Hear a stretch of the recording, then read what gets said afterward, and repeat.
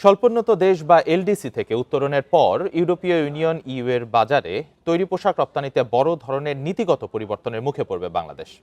বর্তমানে বাংলাদেশ শুল্কমুক্ত প্রবেশাধিকার পেলেও উত্তরণের পর রপ্তানিতে প্রায় 12% শুল্ক আরোপের সম্ভাবনা রয়েছে। সোমবার রাজধানীতে এক সেমিনারে র্যাপিডের গবেষণার এসব তথ্য উঠে আসে। এতে বাংলাদেশের পোশাক রপ্তানির প্রতিযোগিতার সক্ষমতা মারাত্মকভাবে চাপে পড়তে পারে।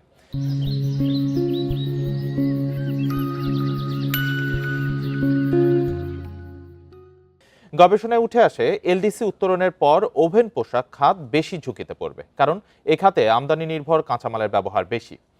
এলডিসি উত্তরণের পর দেশের পোশাক খাতকে টিকে থাকতে হলে কেবল দাম কমানোর উপর নির্ভর করলে হবে না, বরং এর সঙ্গে কূটনৈতিক ও বাণিজ্যিক আলোচনার মাধ্যমে জিএসপি প্লাস সুবিধা নিশ্চিত করতে হবে। পাশাপাশি সঠিক প্রস্তুতি ও সমন্বিত নীতি নেওয়া গেলে এলডিসি উত্তরণ পরবর্তী চ্যালেঞ্জ মোকাবেলা করা সম্ভব হবে।